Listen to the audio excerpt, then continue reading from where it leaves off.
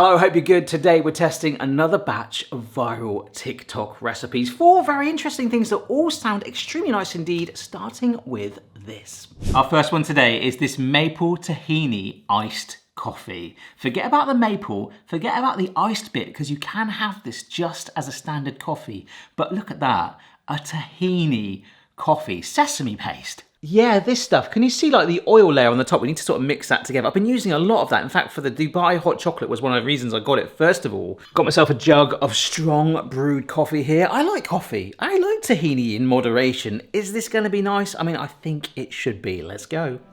In goes our milk, first of all. Some cinnamon.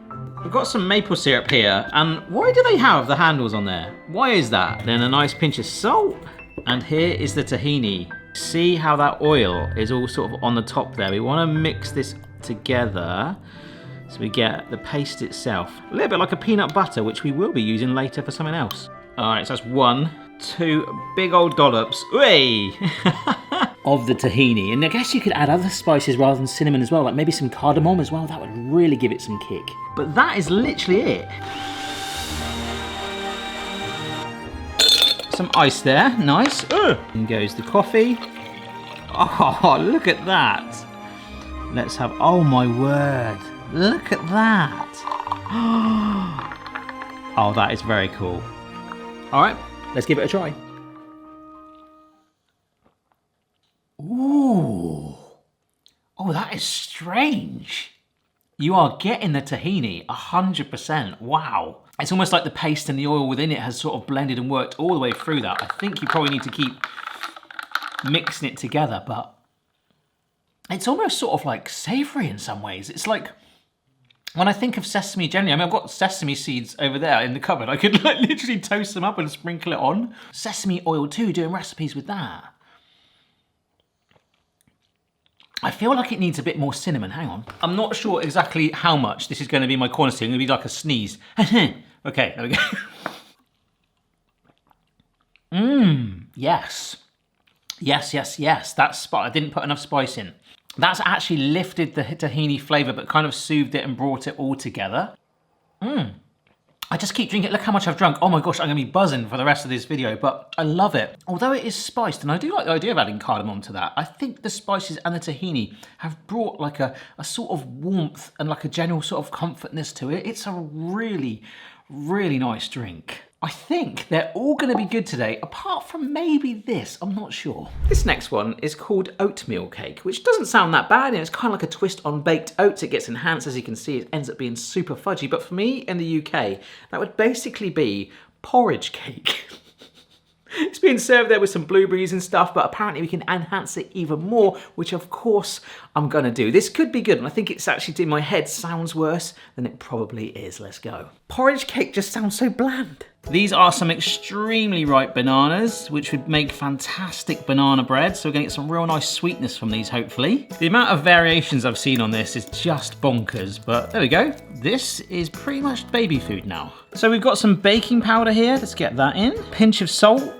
Sugar, gonna go for that maple syrup and try and pour it with that tiny little handle. Maybe it's a portion control handle. 1 egg, 2 eggs, and no shell. I'm gonna add some milk in. So this is where it becomes, well, for me, a porridge cake. You might call it oatmeal, whatever. We're all international here. Ooh, look at that. That is biting it. That is our batter for the porridge cake. In it goes. How much will it rise? We'll find out in about 20 minutes. There we go. Look at that golden colour on there. I'll just bring you in a touch closer. Look at that. Starting to crack slightly, but look, it's not risen that much at all. Maybe about 10%. But we'll let this fully cool and move on to our third one. Not sure if you remember, but in the last year we did another viral recipe video where we tried some hot honey chicken, and that was absolutely phenomenal. And this is something similar, but with popcorn, honey popcorn, which alone sounds fantastic, but there are some suggestions where you can make it hot, and I'm gonna decide whether to do that whilst we actually make the popcorn itself. This is gonna be amazing because you can actually bake it for extra crunch too, and we might do that also. This is a great little popcorn gadget. You can add oil and butter in, but I love making it just like this, like raw. It's proper healthy. But as that starts to pop, it's gonna go from very plain to Flavour Town. Smells like a cinema in here now. We now do our honey thing. It won't surprise you, honey popcorn needs honey. So this is some clear runny honey, butter, and yes folks, you know what? We did do that hot honey chicken and I bloomin' loved it. And I've mentioned it before, when I do these viral recipes, it means I end up buying tubs of chili flakes. I might as well try and use them. Melt the butter, let the chili flakes infuse it. I mean, that is really optional, but I loved that hot honey chicken, just that bit. I mean, you can get hot honeys as well, or flavored ones. You could just use that if you wanted. There we are then, folks. Oh, I can smell the chili flakes in that. The butter's fully melted through. It's just starting to bubble, so we'll just take it off the heat. And now we pour onto this. And you probably should do this step in a bowl, just to mix it around, but I love the idea of shimmying it around a tray. Because we are gonna double bake it, but I'm gonna take a little portion out because you now have the choice. If you're happy with it like this, if you want a slightly quicker snack. I mean, this is a massive step up for me because normally I'll just have it like plain. It's really addictive and extremely healthy. He says as he slathers this in honey and butter, oh my word. And there are some chili flakes just scattered within it. Fantastic.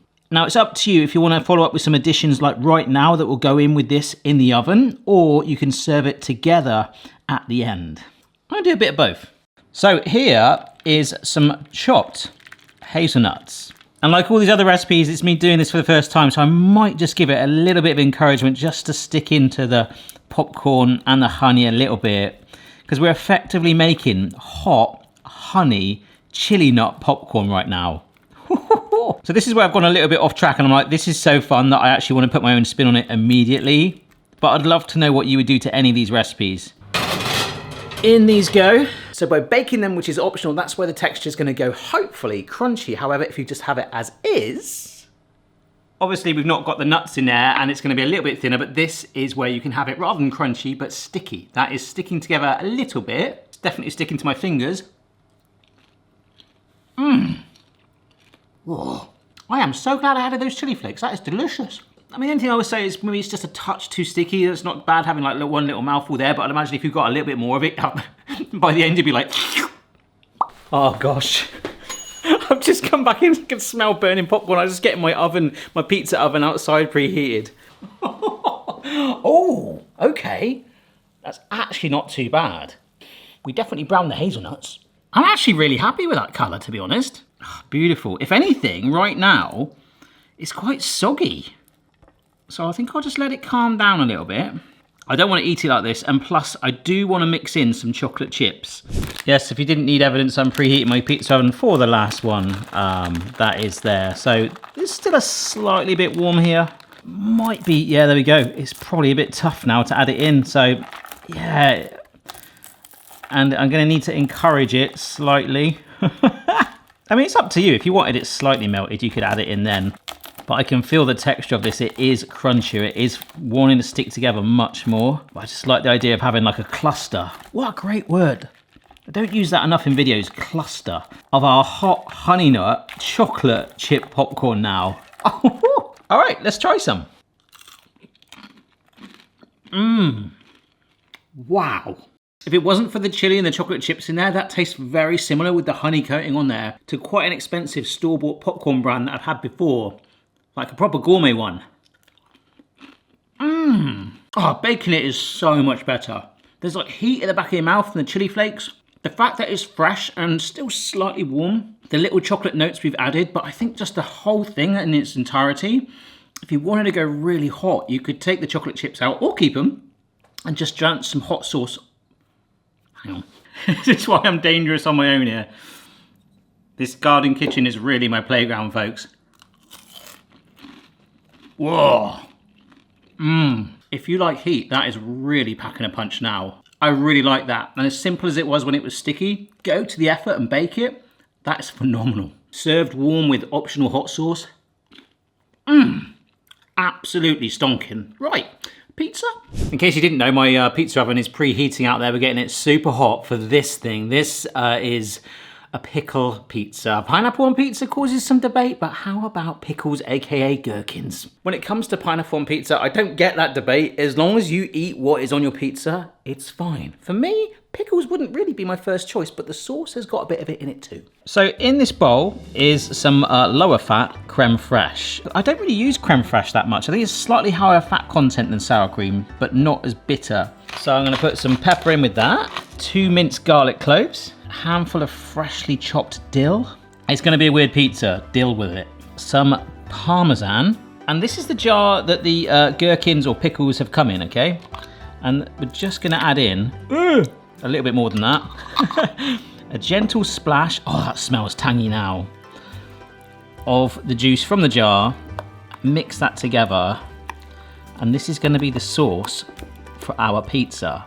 And I am not hating this as a concept at all. With these gherkin slices, although we poured some of the juice out, there's a risk that if we put them straight onto the pizza base, they'll go soggy. So we're supposed to dry, oh that's a tiny one. We're supposed to dry them out, okay? But we will be using other ones as well. I think this is gonna be really good, you know. Try and take some of that moisture out. Oh, that looks weird. So let's get that sauce down, pushing out to allow for our crust. Now, although we put Parmesan on it already, let's let some of that sit in there too. So then the dried, I'm gonna call them pickles. They're gherkins in the UK, but gherkin pizza, like porridge cake, just sounds a little bit weirder. Slices of red onion. Now, fresh gherkins. And these do have actually a noticeable difference. A few tears of mozzarella. That's ready to go, folks. Maybe just for some contrast, some pepper on there as well. Right, let's get that in our 500-degree oven. Let's go.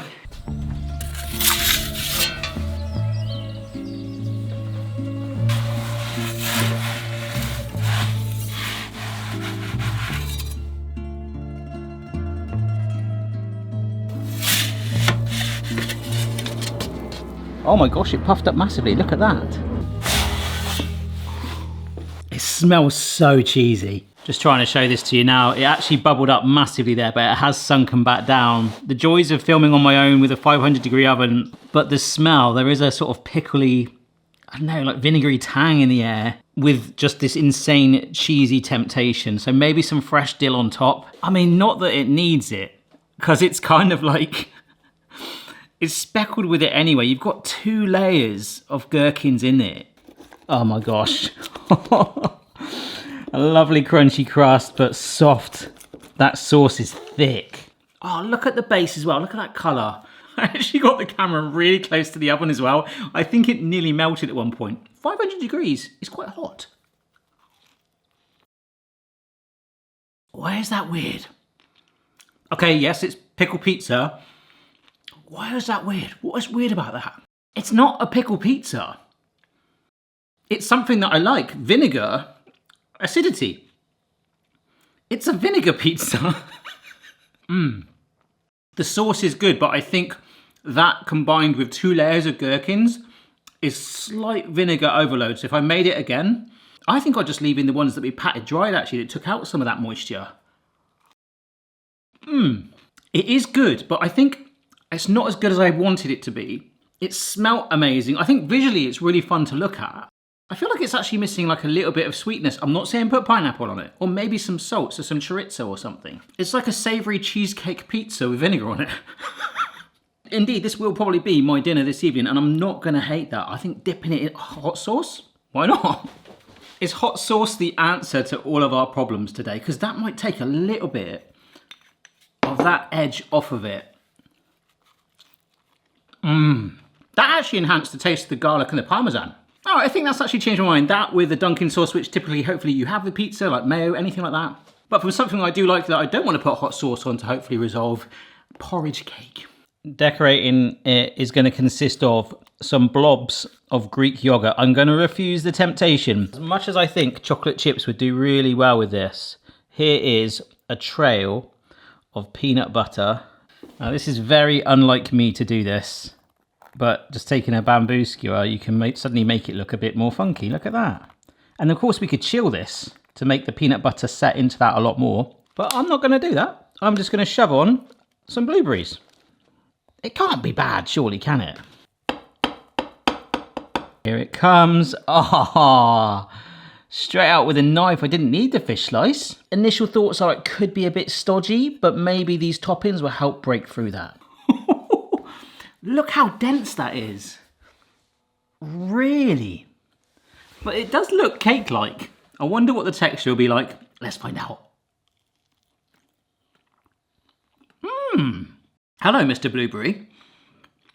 That is delicious. You've got that lovely banana flavour in there, the sweetness that's brought. That's the overriding of flavour in there. But I was really worried it was going to be stodgy and dry. I guess the eggs have helped a little bit, but then those toppings on top. I didn't really get the peanut butter. The Greek yogurt was just instant soothing moisture and then the burst of the blueberry after eating it. The one thing I'd probably add to it, if I was to avoid chocolate chips, which 100% would be amazing in there, a little bit of orange zest on top there just to give it some punch.